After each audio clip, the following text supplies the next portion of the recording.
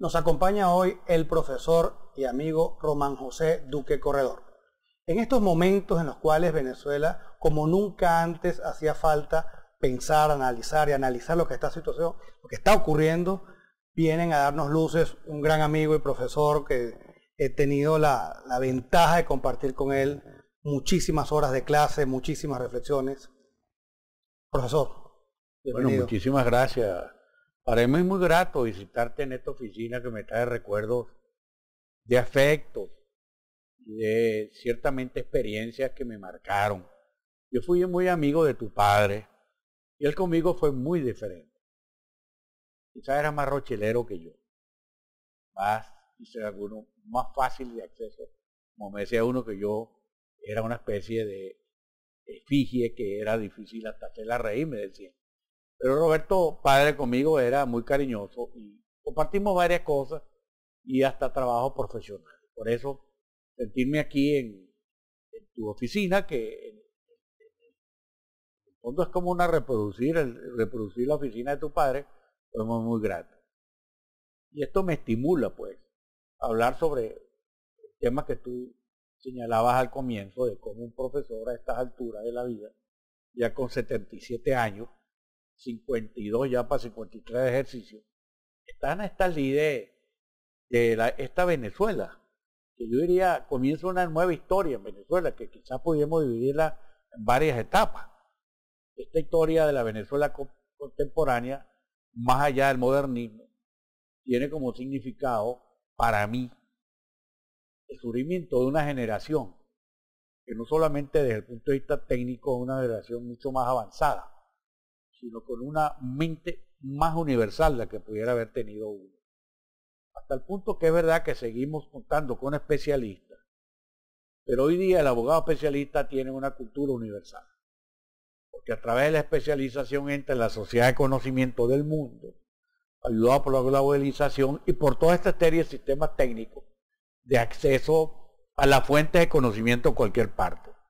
Tú mismo te dedicas a una ciencia específica, a una rama de derecho específica, por el internet y todas las fuentes que te pueda dar la informática. Tú puedes acceder a bibliotecas digitalizadas y a documentos que están formateados y vas incrementando y acreciendo tu conocimiento especial. Pero eso nosotros, ya formados en una época distinta, pues no es lo mismo, porque hasta, y lo confieso, a veces nos cuesta entender ciertos términos de esta informática, esta tecnología y hasta manejar los aparatos. Que hasta los hijos uno, los nietos uno se burlan de que uno no ni siquiera sabe utilizar el iPhone o la computadora y uno tiene que pedirle ayuda. Y por eso yo lo felicito por esta iniciativa que para mí es muy aleccionadora. Aparte que he seguido tu trayectoria de otros compañeros que fueron alumnos del Centro de Cultura Jurídica, que tienen una labor de difusión y divulgación de temas no solamente jurídicos, sino de institucionales, temas sociales, económicos, políticos. Y eso es algo que yo quisiera destacar, que yo le he tratado de influir a mis alumnos que no le tengan miedo a la política, porque se puede hacer política no necesariamente dentro de un partido, que también es una forma de hacerla. También le digo a mis alumnos, si tienen una determinada concepción, pues y quieren hacer política y encuentran un partido que tenga afinidad, pues se puede hacer carrera política, ese partido incluso para mejorarlo. Pero también se puede hacer política desde la independencia, es decir, fuera del apartidismo, no para establecer una antipolítica, porque no creo que la antipolítica históricamente ha demostrado que sea una solución, acabar con los partidos o criticar los partidos. Pues en todo caso, la antipolítica puede ser un mensaje para que los partidos se reconstruyan o se renueven. Bueno, yo en ese punto de vista, yo considero que en esta época en Venezuela, la historia nos ha puesto en un trance, yo diría, más que un trance quizás en un reto. Y el hecho de que en Venezuela haya surgido una figura, de repente, que era diputado suplente, y que hoy sea diputado principal, porque el diputado principal tuvo que salir del país, y que ese diputado suplente haya accedido al sillón principal del Parlamento, y que hoy día sea presidente interino de Venezuela, un muchacho de 35 años. Es decir, que cuando llegó el hoy ausente físicamente Chávez a Venezuela tenía 15 años, y hoy tiene 35, y que esté incluso señalándole al país, como sucedió hoy en un plan país, cuáles son las líneas gruesas de desarrollo del país. Aprovecho y hablamos de las líneas gruesas, y me imagino que esas líneas gruesas también van enmarcadas en lo que como un mantra hemos estado escuchando en los últimos días, de que la línea a seguir es, por un lado, el cese de la usurpación, por otro lado, lo que es un bloque de gobierno de transición, y todo ello para llegar a este tercer bloque que sería unas elecciones libres. Bueno, todo esto se debe a varios factores, que es que existe una crisis derivada de un conflicto político, cuya causa es una política totalitaria centralizada de los planes de gobierno y de las políticas públicas, y de querer controlar la sociedad. Porque si no se hubiera desarrollado un proyecto sobre una tesis supuestamente de un nuevo socialismo, pero que en el fondo repetir la misma método y las mismas circunstancias de condicionamiento de la sociedad del socialismo, aunque le cambies nombre, pues el resultado es el mismo. Y ciertamente el conflicto que estamos ahorita sufriendo en Venezuela, que lleva hasta crisis humanitaria, viene de esa estructura, de esa estrategia del Estado dominador de la sociedad, que ha llevado a que la sociedad, ya a los 20 años, después de instaurado ese sistema, esté reaccionando por etapas. Una fue, si se quiere, en abril del 92, para no calificarlo de golpe de Estado, pero simplemente fue una reacción de la sociedad. Bueno, más adelante con la protesta de los años 15, 14, 13, 14, 15, 16, 17, y luego con el triunfo de la oposición en la Asamblea Nacional, y ahora con este movimiento de unidad nacional que ha surgido en razón de las políticas gubernamentales más extremas, que ha hecho que se conglomere un frente de pensamiento y de acción, donde un factor importante es que ha surgido un líder que simboliza lo que tanto los jóvenes como los que tenemos mayor de edad queremos a Venezuela, que es una Venezuela que progrese, una Venezuela moderna, y que salga de esos esquemas que nos ha quitado no solamente la libertad, sino hasta el sentido de la iniciativa y la creatividad. Entonces, esto lleva a que hoy día, en virtud del quebrantamiento del orden jurídico, derivado de esas políticas del Estado, porque la crisis derivada de ese conflicto deriva del rompimiento de un orden de conducta pública que está incidiendo en las conductas sociales, que ha generado en la violación de las reglas fundamentales de la democracia. Entre otras, el respeto a la soberanía popular, porque no se respeta, por ejemplo, la representación que le dio a un cuerpo colegiado como es la Asamblea Nacional, su sustitución a través de sentencias que ciertamente resultan una sentencia fuera de todo orden jurídico y más bien complaciente y manipuladora de la Constitución, que van cercando al Poder Legislativo, que es la representación popular, para fortalecer el gobierno. Y luego un Poder Judicial subordinado, sometido a los dictados políticos e ideológicos de la plataforma de gobierno. Y eso ha generado en consecuencia un sentimiento de la sociedad. Y es interesante decir que cómo la sociedad reaccionó más a los planteamientos del quebrantamiento del orden jurídico que a la situación social. Sí. Porque ciertamente es verdad, la crisis humanitaria afecta a la sociedad, pero ¿desde cuándo podemos decir que estamos en crisis social o crisis humanitaria? De hace unos cuantos años, pero es ahora cuando ha surgido todo este movimiento de unidad nacional, derivado precisamente de ese planteamiento de que hay que restituir la democracia a través de la reinstitucionalización de sus elementos fundamentales. Cuando se ha planteado el país que se ha roto el orden constitucional, se ha quebrantado el Estado de Derecho, se han violado los derechos humanos, la sociedad reacciona y ahora de una manera más cohesionada plantea al país tres elementos fundamentales para resolver la crisis social. Y en primer lugar, la cesación de la usurpación.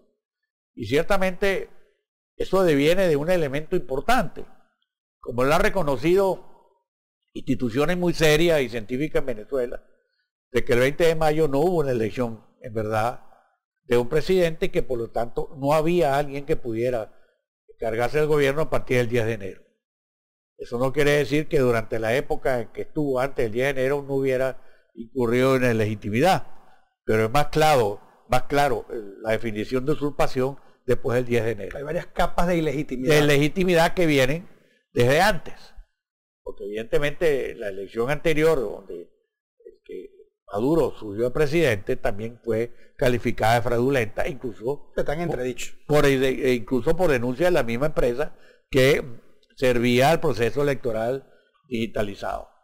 Luego las elecciones del 20 de mayo, convocada por una Asamblea Nacional Constituyente, cuya función supuestamente es elaborar una constitución, entonces comienza a modificar la constitución convocando con anticipación unas elecciones presidenciales y luego estableciendo unos criterios para organizar el proceso electoral que entre otras cosas, no representaba ninguna garantía, por ejemplo, inhabilitó los principales partidos.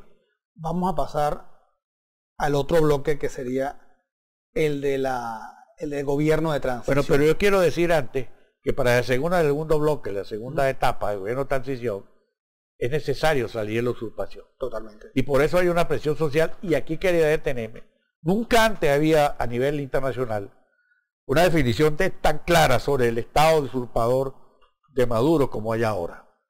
Hubo que pasar quizás mucha época, mucho trabajo, y tengo que reconocer el trabajo de muchos políticos y personalidades que están en el exterior de haber tratado este tema con organismos internacionales, que hoy día hay un convencimiento que en Venezuela hay un usurpador. Total. Y eso fue definido. Bueno, ahí viene entonces, ya cuando en Venezuela se plantea como una tesis ya indiscutible que es una usurpación, y la opinión internacional le da su respaldo, evidentemente que el primero en todo ese proceso llamado transición es cesar la usurpación. ¿Cómo? O por renuncia del señor que está allí, o por otros modos que puedan buscarse por la presión popular con apoyo internacional. Pero evidentemente que un proceso de transición no implica el cambio de un gobierno de uno por otro, sino que ese gobierno tiene que tener el compromiso de que las cosas no se vuelvan a repetir y que tiene que cambiar lo que ciertamente distorsionó el orden institucional del país. Y por eso tiene que haber un periodo de provisionalidad, un itinerato, de manera de restablecer el funcionamiento de las instituciones para que ciertamente se vuelva a aplicar la Constitución en sus principios fundamentales y que vuelva a garantizarse el Estado de Derecho. Recuperar el Estado de Derecho. Recuperar el Estado de Derecho a través de una nueva gobernabilidad. Eso implica varias cosas, un gobierno de transición. Primero, la definición misma lo dice, es un gobierno provisorio. No es para que se eternice, porque si queremos sacar uno por usurpador, haríamos mal ejemplo el que el gobierno se eternice y no haga elecciones. Pero ese gobierno tiene que ser un factor de unidad nacional. Y por eso un gobierno de transición siempre es un gobierno de un acuerdo nacional que sirva de patrón de conducta para todos. Una especie de pacto punto fijo. Y en el que incluso pertenezcan personas que, a pesar de que puedan tener una perspectiva distinta, es necesario, porque tenemos que tener un crisol mucho más amplio. Yo creo que aquí no se puede excluir a nadie que piense que las cosas deben cambiar. Es verdad que hay responsabilidades que no se pueden perdonar. Y hay conductas que evidentemente tendrán que recibir un tipo de sanción. Pero el que muestre un arrepentimiento o que ciertamente llegue a colaborar con el proceso de transición para llegar a la vigencia de la democracia que hemos perdido, pues tiene que abrírseles también campos para integrarse a ese gran acuerdo nacional. Por lo tanto, yo no estoy en esa postura radical de mucho de que porque algunos se vieron en este gobierno y tarde o temprano recapacitaron y ciertamente han jurado ese credo y hasta se han permitido críticas hasta su misma actuación, yo no veo por qué democráticamente no se le pueda dar una alternativa. Incluso esa participación en recuperar el Estado de Derecho y la institucionalidad es forma de asumirse su responsabilidad. Es más, tú no puedes aplicar un Estado de Derecho si no abres campo para un pluralismo, para que se reintegren todos todos los herejes. Es ahí donde viene también la visión de una justicia transicional que no sea tampoco la impunidad, sino más bien tratar de yo llevar diría, las es cosas. verdad, nosotros debemos partir de que el sistema debe ir no a una impunidad, pero tampoco a una venganza. Claro. Y alguien dice que, bueno, pero es que la reconciliación implica perdón. Bueno, es verdad, pero el perdón es más privado que institucional. Porque si tú estableces una serie de alternativas para quien acepte su culpa, acepte la verdad de los hechos y acepte que tiene que reparar un daño, bueno, hay que darle una alternativa a ver cómo contribuye para que se restablezca la situación de los que fueron perjudicados o dañados por esa conducta antijurídica. Y hoy día es bueno que haya planteado el tema del gobierno de transición. Un gobierno de transición tiene que salir de una plataforma. Para llamar a un gobierno de transición, para que se integre en la sociedad, tú tienes que presentarle un plan que comprometa a todos. Y el día de hoy, casualmente, el presidente interino, Juan Guaidó, ha presentado al país desde la Universidad Central de Venezuela. No lo hizo desde la sede de la Asamblea Nacional, que es una sede política. Ni lo hizo en la sede de un teatro, ni en la plaza pública. Lo hice desde la sede académica de la Universidad Central de Venezuela, la Facultad de Ciencias Económicas y Sociales, FAES de la Universidad Central de Venezuela, con lo cual quiere decir que cuenta con un apoyo académico, institucional, del sector de cultura, de la ciencia y de la técnica en Venezuela. Lo que hacemos es el Plan País, que viene a ser el compromiso y la acción del gobierno de transición o el gobierno interino para preparar la renovación de los poderes públicos y llegar dentro de un plazo que puede ser 10, 11, 12 meses, un año, a unas elecciones libres. Para no pasar a la parte de las elecciones, porque de verdad aquí habríamos un capítulo nuevo. En términos muy generales, vamos a explicar en qué consistió ese Plan País que se presentó el día de hoy. Bueno, el Plan País consiste, entre otras cosas, primero en un preámbulo que tiene una serie de definiciones de justificar por qué hay que aplicar un plan para llegar a un proceso que permita ir a unas elecciones. Pero aparte de eso, el Plan País parte de la situación social y económica que se vive. Y por lo tanto hay unos señalamientos de cuáles son las políticas en materia económica y social hay que realizar para superar esa crisis humanitaria y social. Entre otras cosas se habla de una libertad económica, eliminando una serie de controles, entre otros el control de cambio, el control de precios absoluto, y permitiendo que la iniciativa privada sea un factor determinante de la reactivación del aparato productivo. Y en el aspecto social, se piensa que es necesario, para poder satisfacer la necesidad educativa, la necesidad de la salud, la necesidad de alimentación, la seguridad y la integridad personal, y evitar problemas tan graves como la desnutrición, y evitar que el índice de mortalidad siga creciendo, que hay que necesariamente pensar en un financiamiento internacional. Sin él yo creo y que entonces ahí viene algo importante, que se señala el Plan País, que hay que tener seguridad jurídica. De manera que el Plan País, aparte de los aspectos económicos y sociales, tiene una definición importante. La seguridad jurídica es necesaria para el proceso de transición y para que inclusive ese financiamiento, las inversiones que sean necesarias, internacionales o nacionales, se sientan estimulados para poder contribuir con ese plan de transición y que el país vuelva a tener los niveles, o que supere los niveles de desarrollo que tenía. Mencionas lo de la seguridad jurídica. Casualmente, en uno de los estudios de la maestría de Derecho Procesal Constitucional, una de las materias que tomé, no en la especialización de la cual fuiste tu profesor mío, sino en la maestría, una materia que se llama seguridad jurídica. Y de verdad extraña cómo seguridad jurídica nos lo dan abogados a nosotros en primer año, nada más una primera parte en introducción al derecho y lo importante que es. Vamos a hacer un capítulo y estás más que invitado para que hablemos sobre algo que es cierto. Hasta en las universidades, en la Facultad de Derecho se le da poca importancia al término de seguridad jurídica, como que se venía a ser algo secundario, un adjetivo y no un sustantivo. Y hoy día se ha llegado ante el progreso del derecho constitucional e inclusive internacionalmente, dentro de los derechos colectivos de la población, el derecho a la seguridad jurídica. Porque eso le da estabilidad a cualquier política de gobierno y permite a la sociedad que crezca dentro de parámetros de certeza, de manera que los jóvenes puedan tener confianza en el futuro. Y la seguridad jurídica va a ser muy importante para que puedan venir al país de regreso todos los venezolanos que en nuestra diáspora han salido, y sobre todo las inversiones extranjeras y hasta nacionales. Bueno, y ya para concluir, y quiero montarme también en lo de venir a invertir, incluso la seguridad jurídica invitará la inversión no solamente económica, sino la inversión de vida. ¿Cuánta gente no ha dejado el país no solamente por la seguridad en la parte económica, sino en la parte de dejar a sus seres queridos, ¿no? Entonces la seguridad económica es una de las partes de la seguridad jurídica, pero la seguridad jurídica también está esa proyección humana, ¿no? Esa proyección bueno, la seguridad jurídica hoy modernamente se concibe no solamente el que se cumpla las reglas de derecho, sino que también se establezca sistemas o medios de protección a la integridad física, familiar, se proteja las asociaciones y se prevean medios de estímulo, que es una manera de que la gente progrese y crea más en el derecho. ¿Qué mensaje le das tú a todos los amigos que escuchan estas actividades del Centro de Cultura Jurídica en estos momentos tan importantes en la historia venezolana?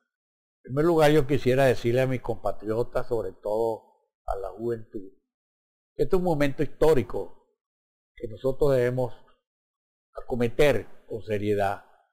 En primer lugar, comprometernos en cada uno de nuestros espacios en lo que nos corresponde para que Venezuela vuelva a ser un país vivible, y expreso el término vivible, que es lo que nosotros sentimos ahorita. Parece que no tuviéramos un ambiente que nos garantice una calidad de vida. Pero aparte de eso, creo que cada uno como ciudadano le corresponde en este proceso de cambio, a través de un proceso de transición y previendo un periodo político distinto, el que nos aportemos a quienes tienen el compromiso de dirigir el país cualquier planteamiento. Hoy mismo decía el presidente interino que el plan de país ha sido fruto de unas consultas populares con sectores académicos, científicos, políticos, sociales, gremiales, educativos y también de los ciudadanos. De manera que nosotros tenemos que ser protagonistas hoy de esa nueva democracia. Que yo últimamente he utilizado un término que he dicho que hay que convertir la democracia en una ciudadanocracia. Es decir, donde el ciudadano sea verdaderamente sujeto de las decisiones públicas. De manera que hoy día, uno, comprometernos todos en buscar el cese de la usurpación. Y luego, comprometernos y luego exigir que el gobierno que lo sustituya sea en verdad de transición. Y convertirnos en una especie de veedores del cumplimiento de ese gobierno de transición para colaborar e inclusive controlar cualquier circunstancia que pueda desviar de ese fin de la transición. Y en tercer lugar, evidentemente, entre un proceso electoral libre, transparente e imparcial, con garantías de equilibrio, pues ciertamente participar masivamente en el proceso electoral que pueda venir en el futuro, de manera de lograr que el nuevo gobierno ya el próximo periodo sea un gobierno democrático, un gobierno progresista, respetuoso de los derechos humanos y que tenga en mente el bien común y no el interés personal de ningún ídolo fallecido o vivo, ni tampoco la plataforma ideológica y política de ningún partido. Román, muchísimas gracias. Bueno, esta es tu casa y cuando... Bueno, yo quisiera poder pedirle que un recuerdo a tu padre. Quisiera decirle donde esté, que debe estar muy bien acompañado, que se sienta orgulloso de su hijo. Gracias, Román. Que lo valore como alguien que él formó. Yo diría que en un sentido es su segundo tomo, pero de una manera más ampliada y más moderna. Gracias. Hasta luego.